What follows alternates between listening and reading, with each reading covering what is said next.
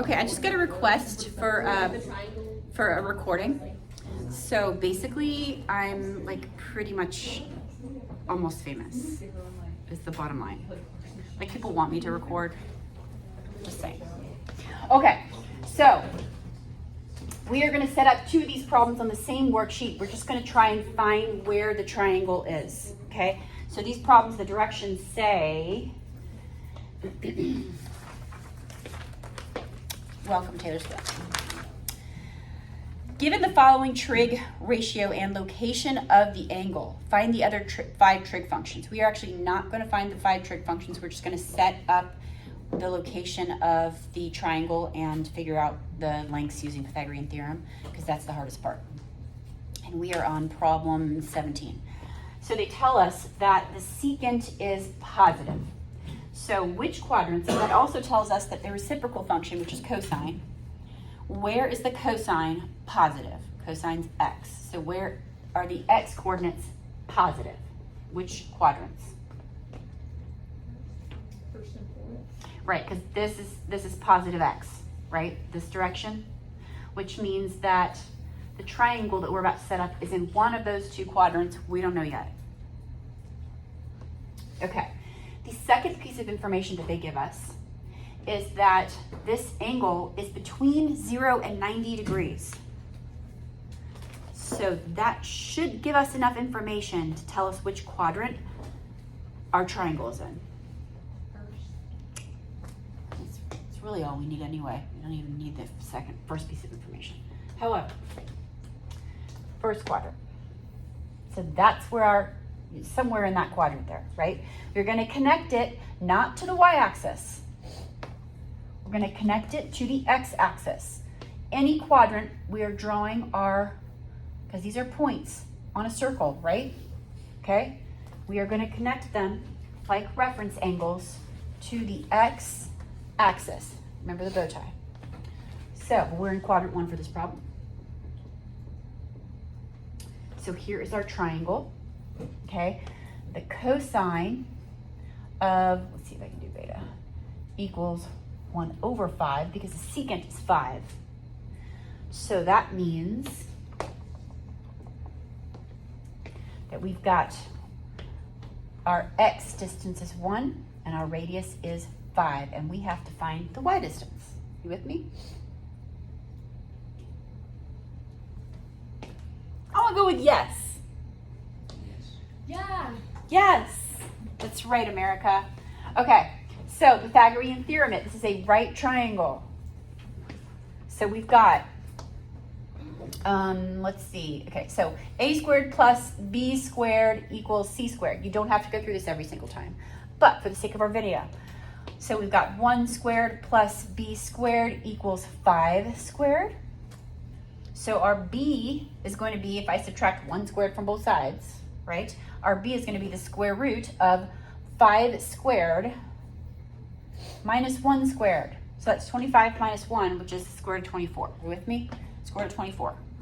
And I'll put that right here. It's an up distance, which means it's positive. Because when you go up, the y values this direction are positive. Had the triangle been in one of these 2 quadrants, the y distance would be negative. And that's how you set the triangle up. And then you can write all your 6 trig functions. Next problem. I should probably simplify root 24. 2 root 6. Yep. I think I heard somebody saying that, and I was like, let me fix that. Oh my gosh, did I just erase everything? Good job. All right, so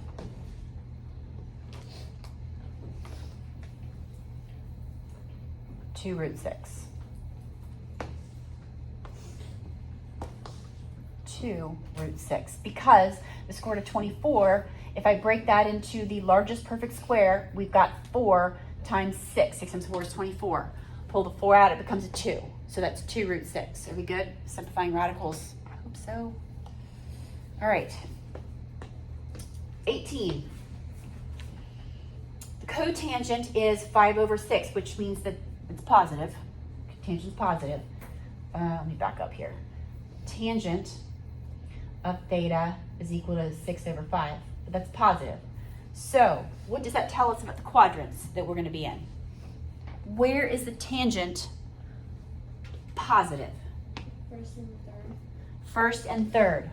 Because in the first quadrant, the x coordinates and the y coordinates are both positive.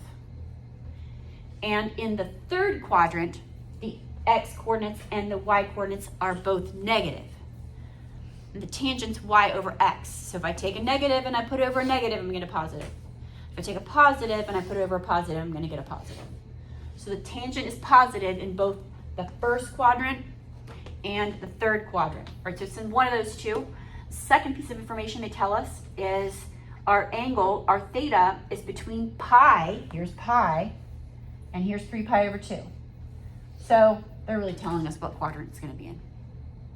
Quadrant 3, you good? So we draw the triangle, and remember we've got to connect it to the x-axis. So the tangent is opposite over adjacent, or y over x. And now we Pythagorean theorem it, and we get c for the radius should be equal to square root of 6, was it 6 squared plus 5 squared? So that's 36 plus 25. Is that right? 61, root 61. Can't be simplified.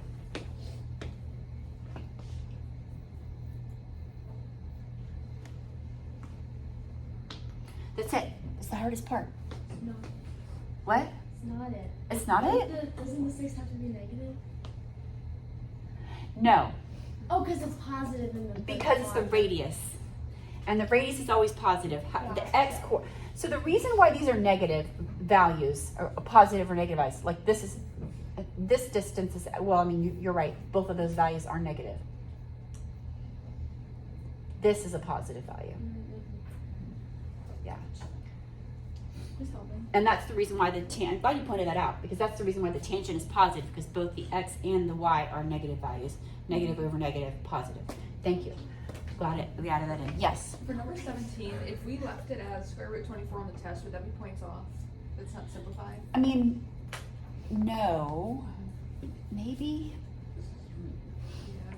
Yeah. 10 of 61 you can't simplify, but if you forgot and you didn't simplify, I'm going to go with yes. okay. Yeah. Yeah. Not much. Very minimal. Okay, so like partial Yeah, credit. like, yeah. I'm really great with partial credit. Okay, I think we're done. All right, thanks, America.